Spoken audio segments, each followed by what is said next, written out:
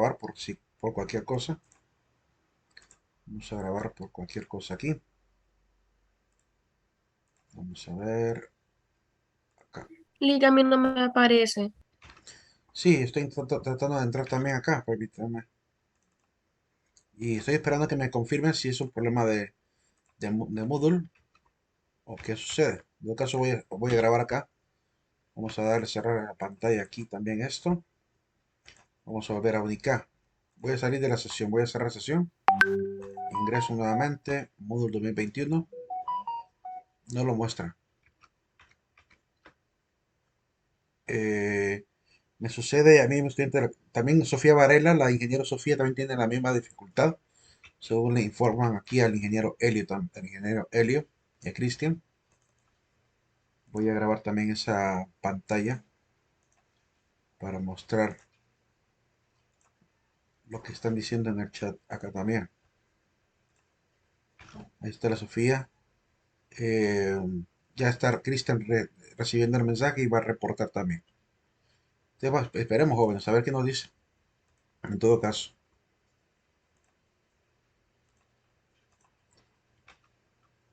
Mientras tanto, les sugiero que salgan del examen mejor. En caso que haya necesidad de volver a tomar el intento, pues lo puedo volver a programar. Mm, Entonces le damos terminar intento. no, no le den terminar el intento, simplemente salgan de la pantalla. Ok. Salgan de la pantalla y esperemos a ver qué nos dice. Porque sí, definitivamente no nos deja entrar. Por lo menos aquí queda grabado para que ellos puedan ver que estoy intentando entrar correctamente. Ingresar. Moodle. No. Esta página no funciona en este momento. Dice no se envió ningún dato. Es problema de la universidad, chicos. Así que ahí sí nos toca que esperar. Esperemos unos cuantos minutitos. Yo digo que esperemos por mucho unos, ¿qué? 5 minutos. A ver si solucionan allá. Y si hay necesidad, Disculpen. pues le sumo esos 5 minutos al final de la hora. No hay pues ningún problema por el tema del horario. Esperemos un minutito. A ver qué nos dicen. Pensé que era mi internet, pero no, era el modo.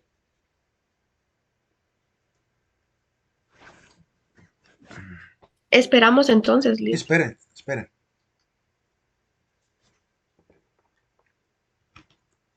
Sí, porque no vaya a ser que no esté grabando el examen. Y de nada le sirve estar continuando porque no le va a grabar. Si algunos están intentando hacerlo. Parece que Unica cerró la conexión.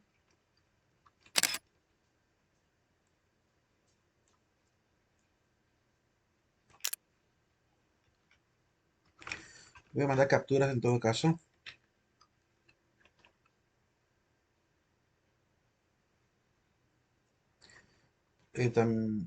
Por lo menos estamos mandando reportes ahí para que ellos estén conscientes de esto. Es que miren, ahorita por todo Honduras está fallando todos los sistemas. Por el tema energético, daños al cableado, tanta cosa que pasa. También la Universidad de Tanchito no puede tampoco entrar. Al parecer hay problema tanto de Moodle como de Zoom en algunas clases. Dicen que es un error general. Ahorita están revisando cuál es el problema. Así nos informa el ingeniero Cristian. Bueno, si quieren, mientras tanto, vamos avanzando en la clase. No hay ningún problema. Con la ganas que tengo de dar clase, claro que quiero seguir con el contenido. Vamos platicando un poquito de los temas mientras tanto. Vamos a ver, permítame nada más verificar. Y vamos por los eleatas, en el caso de ustedes. Les comparto en todo caso diapositiva. Sigamos entonces a partir de ahí. Estamos a punto de leer la parte de ser o no ser. Por ahí, ser o no ser. Les comparto diapositiva. Vamos a continuar con la clase, chicos. Si nos dicen que hay que mover seguramente nos van a decir que movamos el examen. Es lo más probable. Y no quiero perder la hora de clase. Así que comparto diapositiva. También lo compartiré aquí en la grabación. Vamos a ver acá. Pasamos aquí. Acá. Bien. Estaba a punto de leer este fragmento de la obra de Hamlet. Así se llama la obra de William Shakespeare. ¿Verdad? En donde se hizo muy popular la frase, ser o no ser, es ahí el dilema, ¿verdad? En la traducción que conseguí dice, ser o no ser, esta es la cuestión.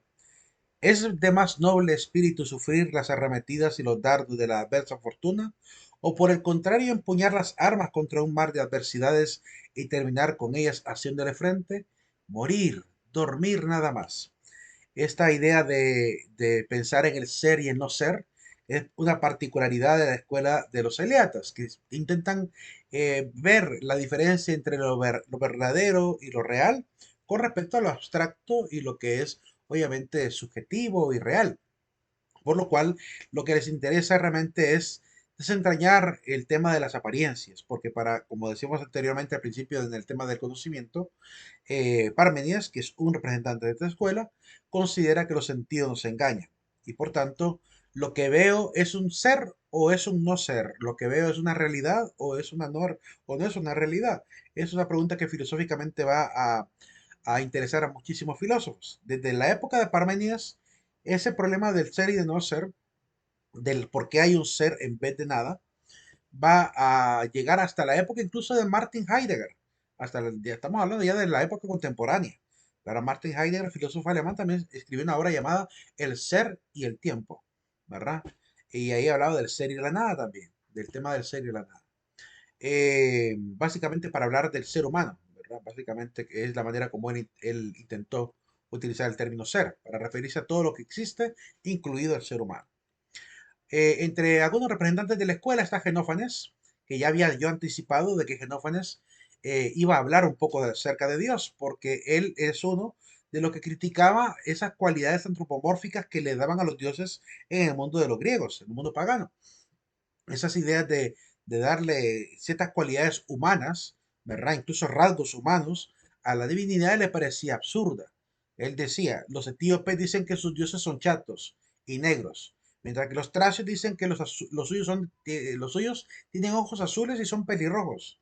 Los tracios son los habitantes del norte, arriba de Turquía, ¿verdad? La gente que va a dar origen a la cultura de los anglos y sajones. Así que prácticamente los antepasados de los vikingos, diríamos hoy en día, ¿verdad? De los grandes nórdicos. Entonces, esta idea de creer que cada pueblo, de alguna manera, ¿cómo se dice?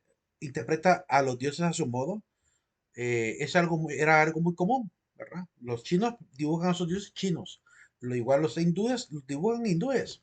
Es una cuestión muy fácil de deducir, fácil de descubrir, ¿verdad? Que al parecer todo esto es una adaptación prácticamente de lo que la gente cree con respecto a lo que a las cualidades antropomórficas. De alguna manera quiere sentirse identificado con las divinidades o cree que porque como ellos descienden de esas divinidades, las divinidades mismas tienen las cualidades de ellos, ¿verdad? Que es lo que realmente él va a criticar. Porque además, en esta idea, pues él descubre que hay un relativismo tremendo, ¿verdad? Y él como filósofo quizá amaba el tema también del conocimiento real, conocimiento objetivo, que diríamos hoy en día. Y se dedicó a explicar esta relatividad. Entonces, por eso es que Genófanes, en cierta manera, se volvió, diríamos, un poco ateo de la imagen de estos dioses paganos. Sin embargo, eso no significa que filosóficamente no llegara a la idea al concepto del cómo debería ser realmente un Dios perfecto, que es lo que sigue a continuación. Él dice, ¿quién es Dios? ¿O cómo debería ser el Dios? Dice que Dios debe ser el ser mejor entre todos los seres posibles. Por tanto, debe ser el ser perfectísimo. No puede estar Dios ni en movimiento ni en reposo. No es ni infinito ni finito. Es indeterminable, como diría el señor Anaximandro. Eh, perdón, sí, Anaximandro, con el tema del apeiro. Dios no es ni puede ser más que uno, porque cree que si hubiese algún ayudante de Dios, no sería tan perfecto, ¿verdad? No sería lógico que siendo un ser perfecto no necesite ayuda, por lo cual si hubiera muchos, ya no tendría esa cualidad. Dios, por tanto, debe ser un ser eterno e inmutable, incapaz de principio y de fin, ¿verdad? Que Dios, por su misma naturaleza, debe ser esencia, razón y conocimiento y también debe ser omnipotente. Esas son las ideas de un filósofo antes del cristianismo, para que vean cómo ellos, a pura deducción lógica, llegan a este concepto que es muy compatible con lo que hoy decimos con respecto a Dios. Rechazaba y se burlaba de los que incluso admitían que había muchos dioses y además que le adjudicaban también los pecados, es decir, los vicios, las pasiones humanas, ¿verdad? Y por eso es que él se burlaba de este tipo de religiosidades, como usando sarcasmo contra los poetas, que eran los que comúnmente, creía él, deshonraban a los dioses. En caso que existieran, los deshonraban porque le atribuían a los dioses robos, traiciones, adulterio, violaciones. Es decir, un montón de cosas que supuestamente narraban hombres como Homero, que es uno de los más renombrados escritores de la mitología antigua. Y por esa razón es que él obviamente se va a oponer a esa imagen, ¿verdad? Y propone más bien un concepto filosófico de cómo tendría que ser un Dios perfecto. Eso es algo que nos parece interesante. En cuanto a esta idea del Dios, dice la Fratelli Tutti, el amor de Dios es el mismo para cada persona, sea de la religión que sea. Y si es ateo, es el mismo amor. Cuando llegue el último día exista la luz suficiente sobre la tierra para poder ver las cosas como son, ¿verdad? Porque ahorita, mientras tanto, es como apariencia, nos vamos a llevar cada sorpresa, ¿verdad? Y yo creo que realmente es así. Filosóficamente lo creo. Teológicamente evidente también. Pero filosóficamente creo que sí, que en el momento de la muerte vamos a descubrir algunas cosas, ¿verdad? En el caso de que haya conciencia, ¿verdad? Lo digo filosóficamente, no quiero hablar como teólogo, quiero hablar como filósofo en ese momento. Como teólogo creo en la vida eterna, pero como filósofo mi deber es plantear la duda, plantear la cuestión para que se convierta en un tema interesante para la mente y que realmente nos pongamos a pensar qué pasará después de la muerte, ¿verdad? Algunas personas que no son ni siquiera cristianas creen que la vida sigue porque se convierte en energía y la naturaleza que es humana, que es una naturaleza profunda y espiritual, energéticamente espiritual, según algunos esotéricos, creen que persiste a pesar de la muerte, es decir, que a pesar de la muerte va a seguir viviendo. Para que se entienda muy bien esta imagen de la vida eterna, según los esotéricos, ¿verdad? Según el cristianismo lo entendemos, pero según los esotéricos, hay una película muy bonita que se llama La condena del amor. Está en Netflix. Yo se la recomiendo que la vean. En esa película hay mucho de filosofía oriental, ¿verdad? Y ahí hay parte de la idea de esto de la eternidad. eh, Vale la pena ver esa perspectiva, que no es cristiana, pero vale la pena ver cómo también en el mundo pagano, en el mundo no cristiano, en el mundo incluso no necesariamente religioso, hay convicción de la vida después de la muerte. Entonces, y que el mundo cristiano lo afirme y además diga cómo es esa realidad, es obviamente diríamos, la cúspide de ese conocimiento de lo espiritual. Parmenides, por otro lado, como representante de la escuela, pues se considera que es el fundador de la escuela. Permítame un pequeño detalle, a ver si nos avisaron algo. Solo dijo Christian que sigan revisando. Dice, los jóvenes no pueden entrar al examen. Pues ni modo, bueno, ya pasaron 19 minutos, ya no vamos a poder hacer el examen. Bueno, lo movemos igual como hemos movido los demás exámenes. Yo creo que no hay que complicarse la vida con Pasamos eso. todos. No, no pasan todos. El examen lo vamos a tener que volver a hacer, ¿verdad? Una, una Borrón y cuenta pregunta, nueva. Dime. una pregunta. ¿Por qué no hacemos de que para no atrasarnos el día de hoy, como nos han movido muchos exámenes, lo hacemos tipo 5 del examen, que nos conectemos todos en su clase? No, no Pero me lo van a permitir. Tiene que ser en horario de clase. En todo caso, el examen solo dura 50 minutos. O sea es que que yo no. ya tuve un examen de sociología así, que el maestro tuvo como errores a la hora de hacer el examen y él lo pasó para la noche y en la noche lo hicimos fuera del horario de clases. Ok, problema de él. Es que, Problema de él porque realmente la normativa no nos lo permite. pero creo que es que ahorita está muy saturada la plataforma porque eso nos pasaba en la escuela a nosotros, que cuando todo el mundo estaba haciendo exámenes al mismo tiempo, se trababa. Podría ser. Podría ser Porque ahorita saturación. me cargó de nuevo la plataforma, me cargó la pregunta Aunque de no nuevo. debería realmente ser tanto así porque en realidad el examen que toca hoy es el examen programado para hoy. Y en periodos pasados siempre ha sido el horario idéntico y no ha habido saturación. Más bien está planificado de esa manera para que no haya saturación. Creo que el problema más bien es a nivel de la señal, el tema de la parte de internet, tanto del servidor como de las localidades o repetidores de la señal. Creo que es un problema de server allá, ¿verdad? Probablemente sea un problema de servidor, de internet o velocidad, no sé qué va a pasar. Eh, y derivado probablemente de esta situación de las grandes tormentas, ¿verdad? No creo que sea otra razón. Pero sí, solamente hoy solo tenían que haber habido los exámenes de las 9, examen de las 3 y el examen quizá creo que de las 7. Solo tres exámenes. No tendría por qué haber más.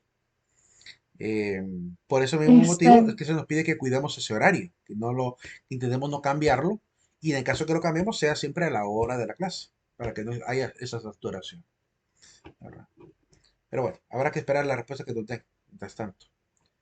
El señor Parmenides, entonces, ajá, dime. a mí ahorita, perdón, ahorita a mí, yo refresqué y me cargó el examen, entonces igualmente ya no lo vamos a hacer hoy. No, ya no lo haremos. Ya ahorita ya no hacemos el examen. Yo lo voy a Ok, volver a reprogramar, ¿verdad? No, no es prudente hacerlo, solo falta menos de la media hora, como media hora de clase prácticamente. Entonces no es coherente porque el examen está planteado para 20 preguntitas, que por lo menos yo calculo unos 2 minutos por cada pregunta para razonarlas. Suficiente, son 40 minutos, ¿verdad? Si por cada pregunta te tardan 2 minutos pensándola, son 40 minutos. Eh, y es tiempo suficiente para contestar el examen. Por eso les digo, lo hacemos después. Permítame un pequeño detalle, chicos. Permítame un pequeño detalle. A mí no me sigue permitiendo entrar al examen. No puedo entrar, ¿verdad? Bien, prosiguiendo. Permítame un pequeño detalle. Ya proseguimos. Solo quiero hacer una prueba acá.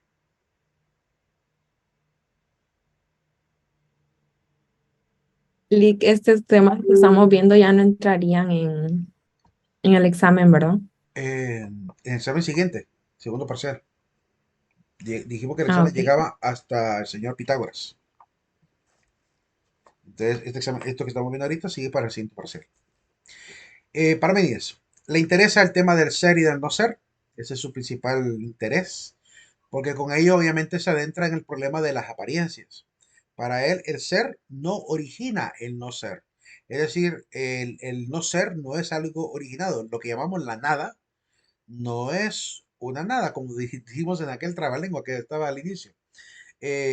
La nada no es un algo, la nada es prácticamente una palabra para referirnos a aquello que desconocemos. Es decir, la nada no existe, ¿verdad? Y por tanto, solo es un concepto para referirse a lo desconocido.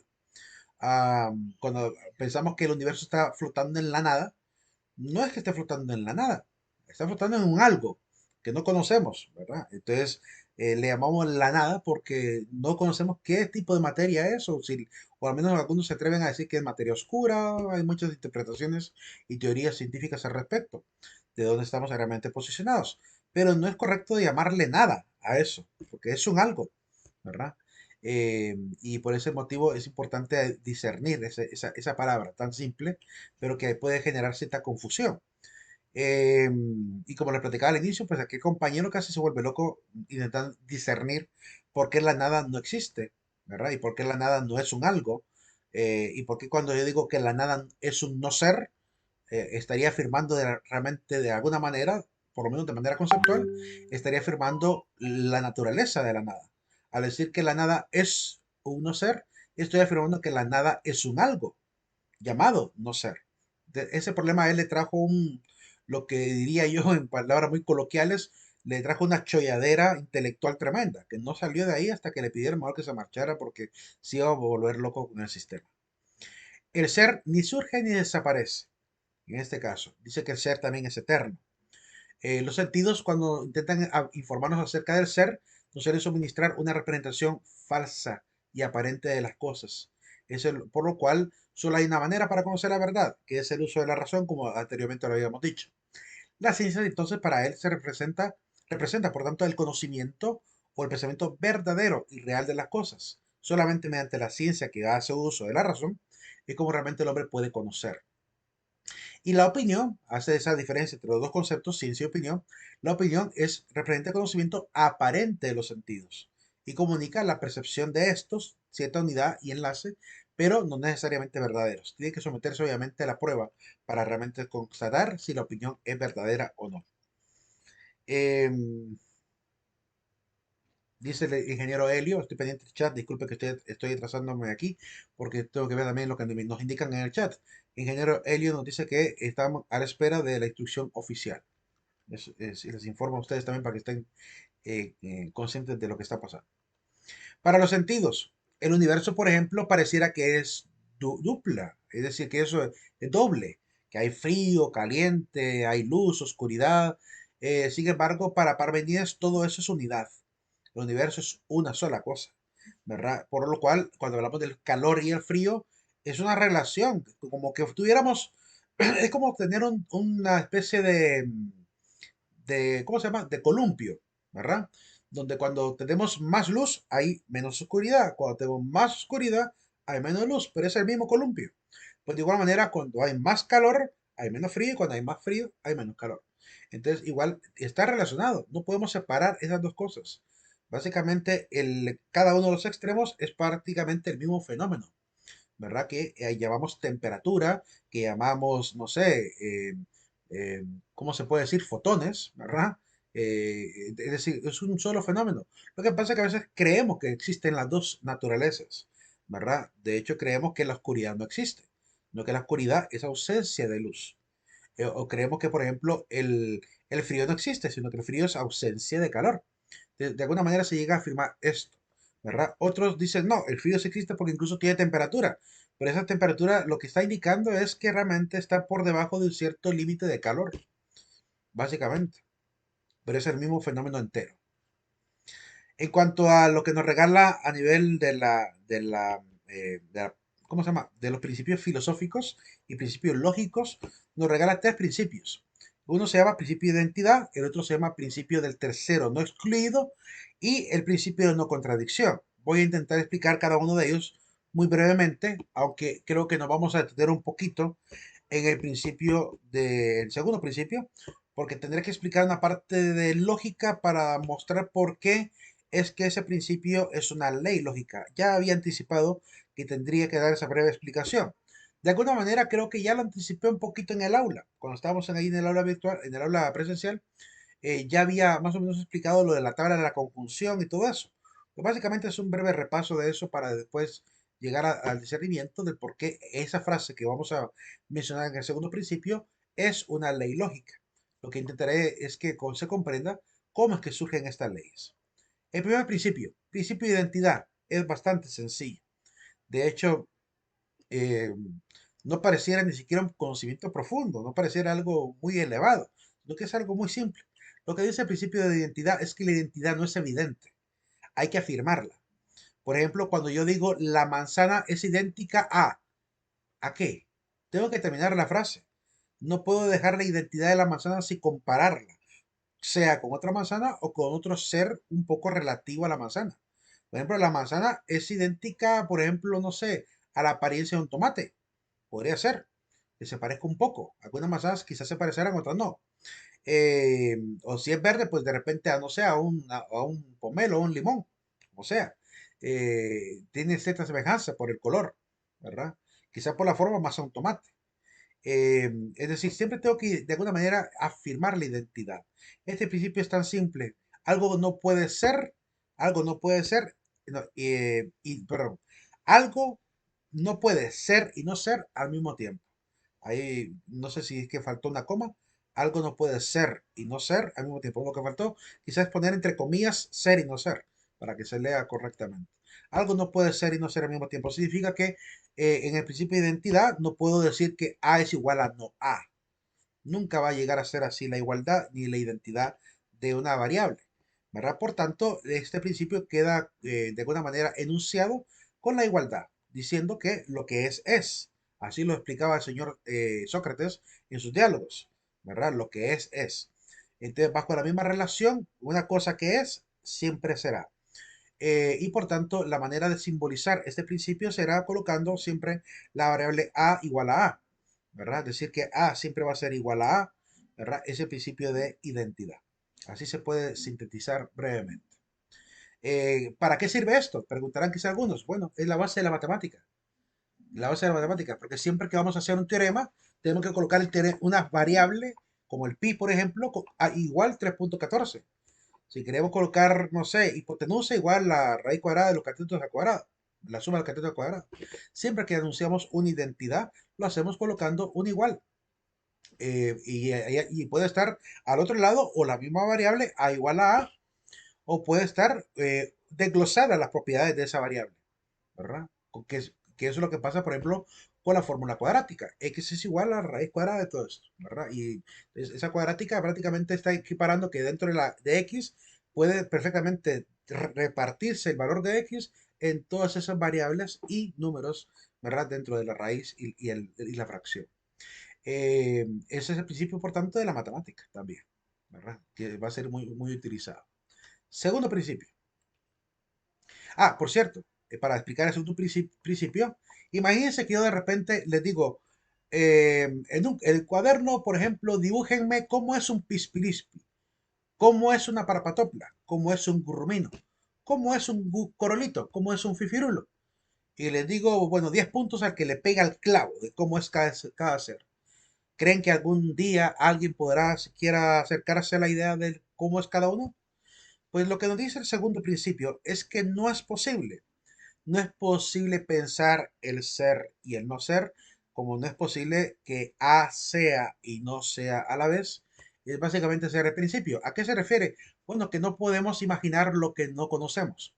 No hay manera de poder imaginar algo que no conocemos. Es algo muy básico.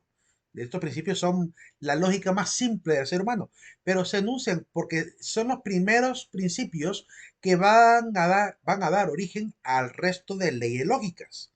Es como en la medicina del señor, no sé, Hipócrates, que por cada hallazgo que él hacía, por muy simple que fuera, ¿verdad? Por ejemplo, cuando alguien tiene malaria, por decir algo, le da fiebre. Entonces, él apuntaba, da fiebre. O sea, al tocar, está caliente. Check. Primer principio de medicina para ir midiendo el diagnóstico médico.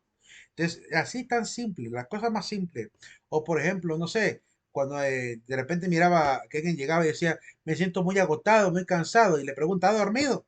No, no ha dormido. Ah, ok. Principio, el no dormir genera cansancio.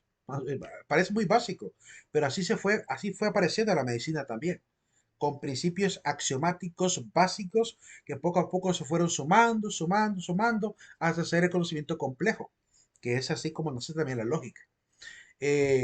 Para llegar a un hombre como Aristóteles, tuvo que haber hombres como Parménides, hablando de estas cosas tan básicas. Por cierto, estos seres que me he mencionado no existen, ¿verdad? Cualquier ser podría ser puesto ahí, no importa si son seres ficticios e inventados, daría perfectamente, nadie daría en el clavo, porque son seres que uno se inventa, ¿verdad? Por lo menos la parpatopla no me la inventé yo, lo inventaron los mexicanos. Dicen que las parpatoplas son unos animalitos chiquititos que viven debajo de las rayas amarillas de la carretera. Así de absurdo es el concepto de parpatopla allá en México, pero ha servido mucho ese concepto tan simple de parpatopla para explicar principios metafísicos, principios también a nivel conceptual, ¿verdad? Para hablar de cómo se pueden elaborar conceptos aparentemente complejos cuando en realidad son totalmente falaces, también para hablar de lógica. Así que sirve mucho a veces jugar un poquito con la imaginación e inventarse locuras para poder de alguna manera empezar a enseñar un poco de lógica y sentido común. Ahora, este principio se llama principio de no contradicción. El principio se enuncia de la siguiente manera. No es posible pensar el ser, no es posible pensar el no ser. Yo no puedo pensar lo que no conozco. Por eso es que llegaban a decir algunos filósofos como Wittgenstein, el famoso filósofo Ludwig Wittgenstein, decía, de lo que no se sabe, mejor no hablar. Es decir, si yo no manejo un tema, ni me meto. O sea, ¿para qué voy a ir a intentar hacer el ridículo? De la prudencia filosófica también nace a partir de aquí, de esta idea. Como yo no puedo pensar en no ser, si yo no sé de física, ¿por qué me voy a poner a hablar de temas de física? Dejo a los físicos que hablen de física, dejo a los astrónomos que hablen de astronomía, yo podría empezar a dar una opinión de lo que apenas pude leer y puede que sea muy poco. Pero en un debate serio, académico, no me puedo meter, ¿verdad? Podría hablar con los amigos ahí de lo que he leído sobre la astronomía, y eso está bien. Lo que está mal es querer pretender entrar en un debate, sea científico, filosófico, como quieran, o teológico, o religioso, sin manejar la doctrina, manejar la ciencia, manejar la teoría. Entonces, ese es prácticamente el principio que a nivel de la vida práctica que este principio mismo nos traduce. Eh, no hablar de lo que no se sabe, porque es imposible conocer lo que no se ha visto, lo que no se ha experimentado. Nadie puede pensar en seres no existentes porque son seres no conocidos. Es un principio muy básico. Prevalece siempre lo existente antes que lo no existente. Eso más adelante de repente lo explicaré.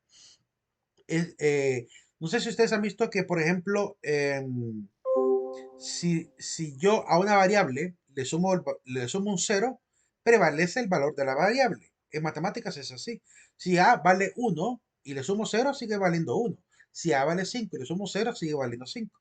Entonces, este principio tan básico de la matemática, que el valor de a prevalece sobre cero, es un principio que se va a anunciar incluso en lo que llamamos el álgebra de Boole, ¿verdad? Y de hecho está anunciado así: a más cero igual a a. Así aparece. Si usted busca regla de inferencia o busca las leyes de Boole, que son leyes matemáticas, usted va a encontrar el principio este que dice, que habla de la prevalencia. O habla del, ¿cómo le llaman también? Le llaman de la prevalencia, pero tiene otro nombre. Ah, ya me voy a acordar de repente. Pero se refiere a esta idea de que cualquier valor que tenga una variable, siempre que se le sume cero, seguirá siendo el valor de la variable. Y prevalece, por tanto, el valor de ella. Y si ya valía cero, pues sigue valiendo cero, ¿verdad? De igual manera. En este caso, es un principio tan básico de la matemática que incluso está anunciado en esta tremenda lista de Boole, ¿verdad? Del famoso matemático Boole. Y que de hecho, en la imagen que le mostré yo, en la diapositiva, donde estaban los criterios de verdad, cuando les mostraba yo de repente esos ejemplos de criterios de certeza, ahí está, y de hecho, ahí aparecen muchas de las leyes que también están enunciadas en la matemática, en este famoso matemático llamado Boole. Se escribe B-O-O-L-E. B-O-O-L-E. Ese es el apellido de él, Boole. Y se utiliza muy a menudo en la lógica, sobre todo en la lógica de tipo formal. Dijimos que no es posible que el ser sea y no sea. Eso se enuncia en forma de variables, diciendo que no es posible que A sea y, o conjuntiva, ¿verdad? Que no sea A. No es posible que A sea, bueno, ahí estamos diciendo que A existe y no A existe. Pero lo que estamos afirmando es que no es posible que esta conjunción sea real, porque es una contradicción. Y no puede haber contradicción en la lógica. No podemos tener contradicción. Yo no puedo decir, por ejemplo, que Rebeca es absolutamente buena y absolutamente mala. Es un error llegar a afirmar esa contradicción. No puedo decir que Paquito está vivo y está muerto a la vez. Es una contradicción. Entonces, a eso se refiere este principio, que no puedo afirmar A y no A la vez.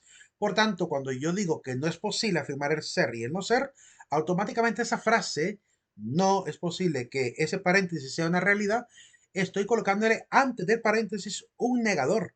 Cuando yo digo no es posible que el ser sea y no sea, estaría prácticamente en esta variable que aparece en el paréntesis, colocándole al inicio un negador.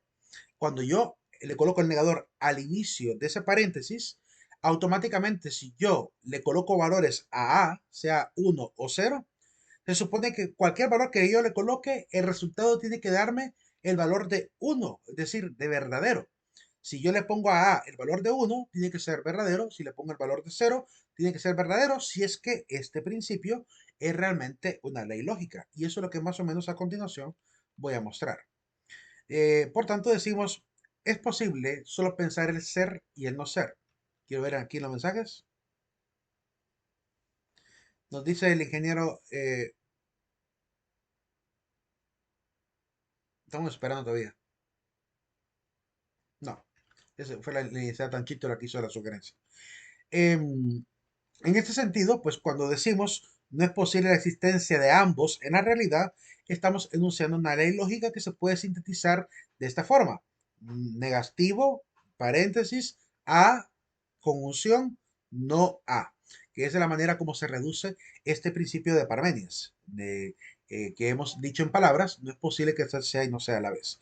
Ahora, para poder demostrar que esto es realmente un argumento racional y que realmente es un principio lógico, pues tengo que hacer una pequeña introducción a la lógica formal para que podamos ver el por qué, si evaluamos este teorema que está ahí, podemos verificar si realmente es absolutamente verdadero. Eso es lo que permite la lógica formal, poder tomar un argumento como el de Parménides y pasarlo por un lenguaje simbólico, utilizando variables y además valores, ¿verdad? Evaluando la veracidad o falsedad dentro de esas variables, que es lo que vamos a ver a continuación. Así que aquí pido un poco de paciencia y lo trataré de hacer lo más despacio posible para que se pueda comprender, eh, pero también tratando de avanzar, porque si no nos quedamos aquí encerrados con Parménides. La ley del conjuntor ya la había mostrado la vez pasada. La ley del conjuntor nace desde el momento en que yo enuncio una oración. Cada proposición, cada oración tiene un sujeto y un predicado. En este caso, digamos, Pedro come. Y yo a ese sujeto y predicado, esa oración completa, perdón, que tiene un sujeto y tiene predicado, como mínimo debe tener eso para que sea una oración. Yo puedo perfectamente simbolizar esa oración mediante una variable. Puedo darle, en este caso, a la frase Pedro come, la variable de A.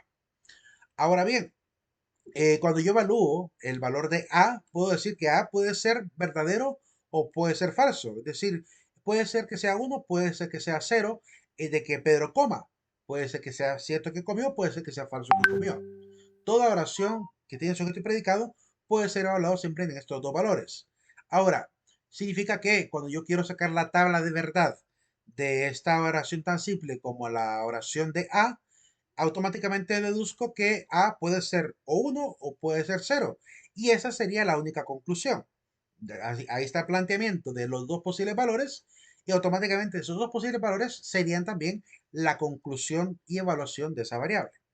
Ahora bien, ¿qué pasaría si tuviera dos variables, como Pedro come y María come? Aquí la regla cambia.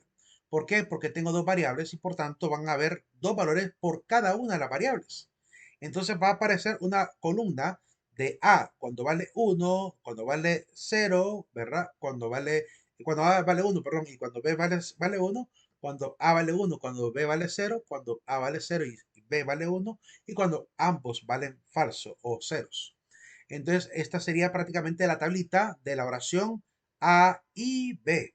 Ese I que aparece intermedio entre Pedro come y María come es lo que llamamos el conjuntor. Es lo que ayuda a conjuntar la oración de Pedro con la oración de María come. Por tanto, es ahí también evitamos de escribirla de manera así, como una letra del alfabeto, y lo cambiamos a un símbolo, ¿verdad? Que se utiliza muy a menudo en la matemática, que es ese símbolo que también simboliza la multiplicación. ¿Verdad? Es como, o sea, a veces se ocupa también incluso el signo del asterisco, a veces se ocupa los paréntesis, dependiendo el tipo de autor que haya escrito sobre lógica. Yo lo he visto de varias maneras, o multiplicando la variable a la par de b, o la a en paréntesis por b, o la a por asterisco b, o la a y esa pequeño, no sé cómo llamarle, conjuntor le llamo yo, pero no sé cómo se llama en español a ese símbolo, ¿verdad? Si es que tiene un nombre en el español. Pero por lo menos le llamamos conjuntor en lógica formal. Y cambiamos entonces esa I por ese símbolo, dejando A y B. Y así se leería A y B. Ahora bien, cuando tenemos entonces esa tablita de A y B, tenemos que deducir y qué posibilidad hay en esas cuatro, perdón, qué valores resultan de esas cuatro posibilidades. Esto es lo que yo hice en la pizarra la vez pasada, que es que agarramos por cada oración y le ponemos valores. Podemos decir que la tablita de la conjunción sale de una deducción muy simple del lenguaje natural cuando yo de repente evalúo de la siguiente manera. Digamos, digo, Pedro come y María come. Pedro come y María no come. Pedro no come y María come, y Pedro no come y María no come. Entonces, en este caso estoy afirmando cuatro posibilidades, donde ambos lo hacen, donde uno lo hace y el otro no, donde uno no lo hizo y el otro no, donde ambos no lo hicieron. Me refiero al predicado, que ambos no comieron. Entonces, entre esas cuatro posibilidades planteadas así con lenguaje natural, uno puede plantear la pregunta conjuntiva, de preguntar de ¿cuándo comen ambos? Esa sería la pregunta conjuntiva. Me pregunto cuándo ambos hicieron la misma acción. Entonces, en este caso, si yo evalúo con unos y con ceros, o poniendo verdaderos y falsos, obtendría el siguiente resultado, que en el primer caso es 1, en el segundo caso es 0, tercer caso es 0 y el cuarto caso es 0. Entonces, en ese sentido, ya tenemos cuatro posibles combinaciones, las dos columnas A y B, y sus resultados, 1, 0, 0. Cuando unimos lo de arriba, esas dos columnas, con esos círculos negros que aparecen como conclusiones al momento de evaluar, ¿verdad? La pregunta, ¿cuándo comen ambos? Obtenemos lo que llamamos la tabla del conjuntor, o la tabla de la ley del conjuntor, que tenemos las dos columnas de las cuatro posibilidades con el resultado A y B. Y así como surge esta regla que necesitamos para evaluar, tenía que explicar esto para evaluar la frase de Parménides. Si no explicaba esto, iba a ser que quizás no quedaría tan claro por qué entonces es una ley lógica. Hasta aquí es claro por qué hemos llegado a esta tablita. ¿Es claro por qué hemos llegado hasta esta ley de conjuntor? Sí, Pregunto. ¿Se entiende hasta ahorita? tiene. Sí, ok. Espero que sí. Espero que todos comprendan por qué es que llegamos hasta esta tablita. Ahora bien, esta tablita nos va a servir como regla, como se convierte en una regla de evaluación lógica, pues nos va a servir como regla lógica para poder hablar del argumento de Parménides. Entonces vamos a ver el argumento de Parménides. Dice él, no es posible, es decir, negativo, paréntesis, que A sea y que no sea A. Te está afirmando que no es posible que A sea y no sea a la vez. Eso es lo que estamos tratando de verificar si es una ley lógica. Pero ocupamos la tabla del conjuntor que acabamos de ver de dónde sale, ¿verdad? Y ocupamos otra tablita muy simple, que es la tabla del negador, donde yo digo que si una variable, digamos, es A y le cambio con un negativo, le cambio, le invierto el valor. De hecho, por eso en circuitos, este símbolo de la negación también se le llama en inglés inverter o inversor, porque en los circuitos integrados, cuando de repente entra una corriente y le coloco un inversor en la corriente, lo que hace es que si entró positivo, salió negativo. O si entró un 1, salió un 0. Y viceversa. Si de repente el circuito estaba apagado y está un inversor, me transforma el inversor como que hubiera salido una señal. Y por tanto el 0 se me transforma en 1. El inverter lo que hace es cambiar el valor de 1 a 0 y de 0 a 1. Entonces abre la tablita lógica de la negación, que es que A, cuando está negado, pues si vale 1, vale 0. Si vale 0, vale 1, cuando está negado. Estas dos tablitas, que son las dos primeras leyes más básicas, nos van a servir para poder hacer una pequeña tabla de simple de evaluación. Vamos a evaluar esa oración mediante la siguiente tabla. Como solo es una variable, solamente es A, solo estoy evaluando que el ser que A sea y no sea, no necesito hacer cuatro combinaciones, solo necesito ver dos posibles combinaciones, digo, dos posibles alternativas, cuando A vale 1 y cuando A vale 0. Y eso es lo que vamos a evaluar a continuación. Entonces pongamos cada pedacito de ese paréntesis, pongámoslo por separado. Sabemos que para poder meter ese negativo ahí en ese paréntesis, ocupamos negar la columna de A. A entonces tiene que ser una columna. Y también negativo A tiene que ser otra columna. Después que tengamos el valor de negativo A, podemos por fin relacionar A y ese negativo de A en un paréntesis. Y cuando hayamos evaluado esa columna de ese paréntesis, podremos por fin negar los valores que nos surjan de esa columna con el último negativo que está fuera del paréntesis. Y eso es lo que vamos a ver a continuación. Entonces veamos qué pasa cuando A, por ejemplo, vale 1. Cuando A vale 1, y aquí permítame ocupar en la parte del puntero, sobre todo el bolígrafo, cuando A vale 1, el negativo me transforma ese valor en un 0. Por la regla esta, ¿verdad? Si vale 1, se transforma en un 0. Regálame un segundito nada más. Si vale 0 aquí, si yo tengo 1 y 0, ¿verdad? Combino estas dos columnas para poder hacer el paréntesis verifico estos dos valores en la tabla de verdad del conjuntor. Cuando vale 1 y 0, cuando hay combinación de 1 y 0, el resultado es 0. Por eso es que esta columna toma el valor de 0. Y lo último que falta es aplicarle otra vez el negativo ¿a qué? Al paréntesis. Entonces le aplicamos el negativo. Si vale 0, dice la regla que se transforma en un 1. Por tanto, la primera combinación da valor de 1. Y cuando vale 0, ocurre lo opuesto, que el 0 se me transforma en 1, ¿verdad? Este 1 relacionado con 0 aparece aquí. 0 y 1 me da el valor de 0. por eso esta columna toma valor de 0, y aplicando el negativo, ¿verdad? Le invierto el valor y me da 1. Cuando yo obtengo en la última columna de la evaluación solo valores de 1, significa que es una ley lógica, porque significa que es una tautología. Cuando todos los valores de todas las combinaciones siempre me da 1, es ley. Cuando me da ceros, solo ceros, es contradicción, significa que hay un error lógico. Y cuando me da unos y ceros, significa que puede ser concreto, es decir, que puede ser a veces verdadero y a veces falso, ¿verdad? Y esa es la manera como se evalúa una ley lógica, y así es como evaluamos que esa frase de Parmenides en realidad es una ley. Ahí nos vamos a quedar, jóvenes. Nos vemos el día de mañana. Va a ser un excelente día y el examen tendremos que moverlo cuando nos indique la universidad, que está pendiente del chat. A ver qué nos dice. Ya nos va a informar el ingeniero Helo. En un segundo el ingeniero Helo está escribiendo ya. Por si quieren esperar a ver qué nos dice, pues pueden esperar a ver el aviso. Si la evaluación no se puede realizar de forma debida, ya pueden aplicarlo el siguiente miércoles. Así va a quedar entonces. Esa es la solución. Nos vemos, jóvenes. Próximo miércoles nos vemos en el examen. Nos vemos la otra semana sería entonces. La otra semana sería el examen, pero mañana tenemos clase normal. Vaya, pues. Ok.